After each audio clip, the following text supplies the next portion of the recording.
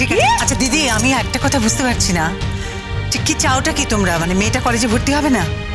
ও ডাক্তারিতে chance পেয়েছে, ডাক্তারিতে পড়বে না?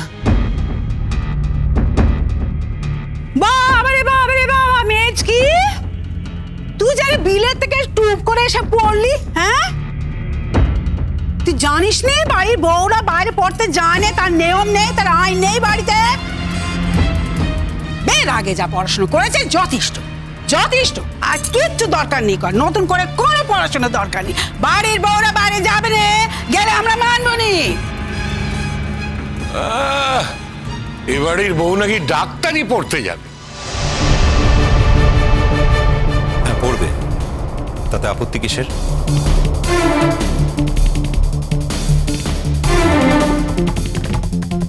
কি আশ্চর্য কথা না, মানে আমার যখন বিয়ে হলো তখন তোমরা সবাই আমাকে বলেছিলে যে আমাকে আমার চাকরিটা ছেড়ে দিতে হবে। আর শুধু তোমাদের কথা শুনে আমি আমার অত ভালো চাকরিটা ছেড়েও দিলাম, আর কোনোদিন জয়েন করলাম না। কিন্তু আমাকে একটা কথা বলো তো, এ বাড়িতে সকলের জন্য বুঝি আলাদা আলাদা নিয়ম তৈরি হয়েছে? মানে আমার জন্য একরকম নিয়ম, আরেকজনের জন্য আরেক রকম নিয়ম, ওর জন্য আরেক রকম নিয়ম।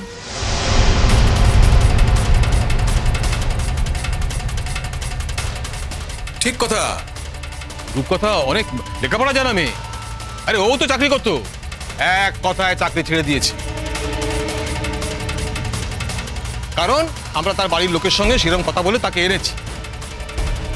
এও যদি মনে করে থাকে যে বাপ নেই বলে, বাড়ির কেউ নেই বলে, এই ব্যাপারে কারোর সঙ্গে কোনো কথা বলা যায়নি বলে এও যা ইচ্ছে তাই করবে, কোনো নিয়ম মানবে না, তাহলে আমরা তো সে কথা শুনবো না।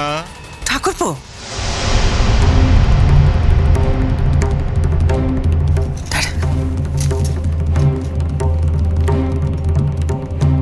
ঠাকুরপো তুমি কি বলছো? তুমি যা বলছো সেটা ভেবে বলছো ঠাকুরপো? আচ্ছা, একটা মেয়ে সে ডাক্তারিতে চান্স পেয়েছে, সে নিজে ডাক্তার হতে চায়, অথচ আমরা নাকি তাকে ডাক্তারিটা পড়তে দেবো না? কেন না আমাদের বাড়ির বউরা বাড়ির বাইরে যাবে না তাই? হ্যাঁ তাই, বাড়ির বউয়েরা ডাক্তারি পড়তে যাবে না, কোনো লেখাপড়া করতেই যাবে না। যতদূর লেখাপড়া হয়েছে হয়েছে, ব্যাস যথেষ্ট হয়েছে।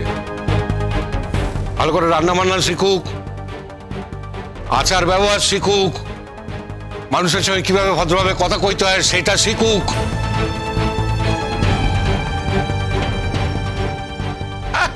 ডাক্তারি পড়তে যাচ্ছে। শোনো রণ, ভালো কথা বলছি, এই মেয়ে বাড়িতে থেকেই কিন্তু সবার উপর দিয়ে যাচ্ছে, বুঝতে পারছো? হ্যাঁ, এই যদি বাইরে একবার বেরোয় না তাহলে আর দেখতে হবে না কো।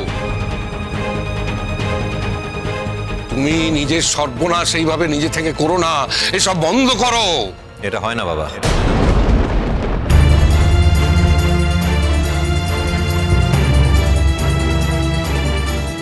কেন হয় না? আমার বেলা হলো কি করে? আমি এত লেখাপড়া শিখে আমার চাকরি বাকরি সমস্ত কিছু ছেড়ে দিলাম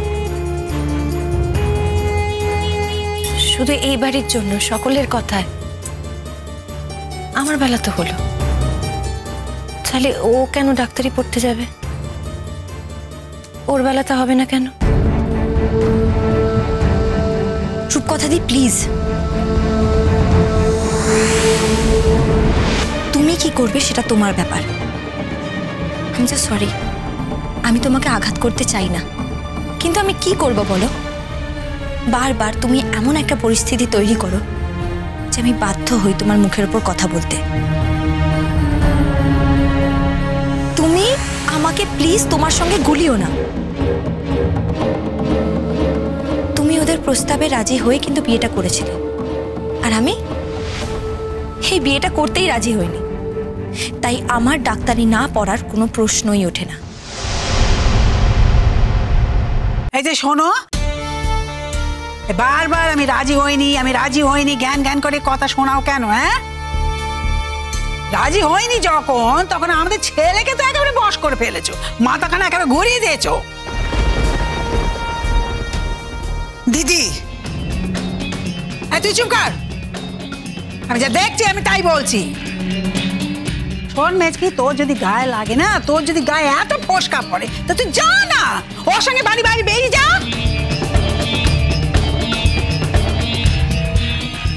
হ্যাঁ, বউ ডাক্তারি পড়বে, বিদ্যে তো ওই, এর বেশি তো কিছু জুটবে না কো।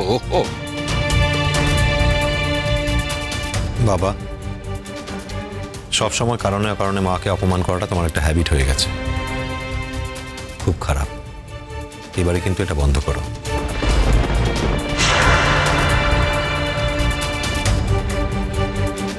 বাবা, এর আগে আমি আপনাকে অনেকবার সাবধান করেছি, আমি আপনাকে অনেকবার বারণও করেছি যে প্লিজ আমার সামনে আপনি মাকে কোনো রকম ভাবে তুচ্ছ তাচ্ছিল্য করবেন না। উনি তো আমার গুরুজন। আমি আপনার থেকে কি শিখছি? আপনি তো বলেন যে আমার নাকি শিক্ষা দীক্ষা নেই, তা আপনার কি শিক্ষা দীক্ষা আছে? আপনি আমাকে কি শেখাচ্ছেন? আপনার থেকে আমি কি শিক্ষা পাচ্ছি? এই যে শুধুমাত্র তারা মেয়ে বলে তাদের যা ইচ্ছে তাই বলা যায়, যেভাবে ইচ্ছে সেভাবে দাবিয়ে রাখা যায়। এই মেয়ে, চুপ!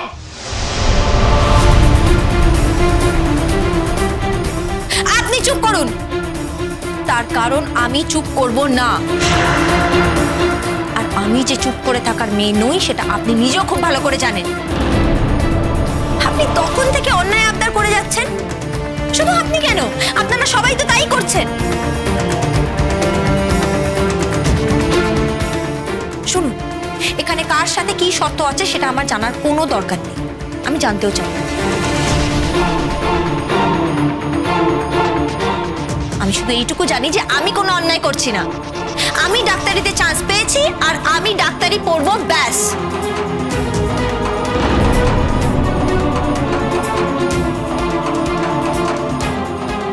আর আমার বাপির স্বপ্ন ছিল যে একদিন আমি একজন বড় ডাক্তার হব, আর আমার বাপির এই স্বপ্ন তো আমি পূরণ করবই। তাতে আপনারা যা খুশি তাই বলুন, আমাকে যত ইচ্ছে আমাকে আটকানোর চেষ্টা করুন, কিন্তু আমাকে আটকাতে পারবেন না।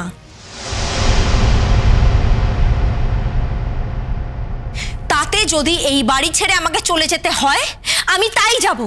আমি দরকার হলে হোস্টেলে গিয়ে পড়াশোনা করব, কিন্তু আমি আপনাদের কোনো কথা মানব না। রনো, শুনছো? বউয়ের কথা শুনছো তো? কেন, ইমন তো ভুল কিছু বলছে না, ঠিকই তো বলছে।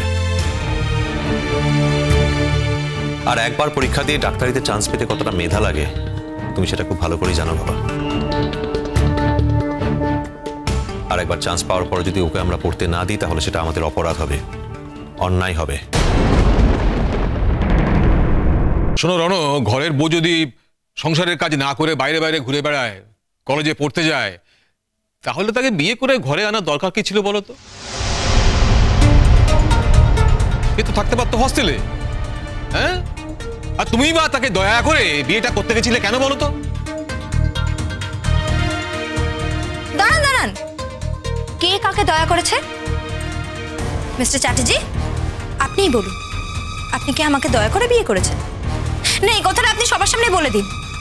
আজ সবার সামনে কথাটা চিরদিনের মতন ডিসাইড হয়েই যাক যে আপনি আমাকে দয়া করে বিয়ে করেছেন কিনা। আমার তো মনে হয় আমার গায়ের লোকেদের প্রেশারের জন্য আপনি আমাকে বিয়ে করতে বাধ্য হয়েছিলেন, কিন্তু সেটা তো দয়া নয়। আপনিই বলুন। না, আমি তোমাকে বিয়ে করতে চাইনি, কিন্তু তার কারণ এই নয় যে আমি তোমার উপরে দয়া করেছি। তোমাকে দয়া করে বিয়ে করেছি, কারণ অন্য ছিল। এই কথাটা সত্যি যে আমি তোমার উপরে কোনোদিনও দয়া দেখাইনি। তোমার উপরে দয়া দেখাবার কোনো প্রশ্ন ওঠে না তো। অন্য কি কারণে আপনি আমাকে বিয়ে করতে চাননি সেটা আমার জানা, কিন্তু সেটা নিয়ে আমার কোনো মাথা ব্যথা নেই।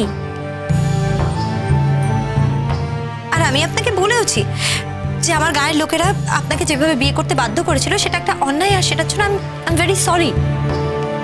আর আমি আপনাদের বাড়িতে তো চিরকালের জন্য থাকতে আসিনি। কুসুম দোলা কুসুম দোলা। স্টার জলসার প্রিয় শো দেখার জন্য সাবস্ক্রাইব করুন আমাদের ইউটিউব চ্যানেলে এবং আপডেটেড থাকার জন্য প্রেস করুন বেল আইকন। চলো চলো চলো চলো পাল্টাই।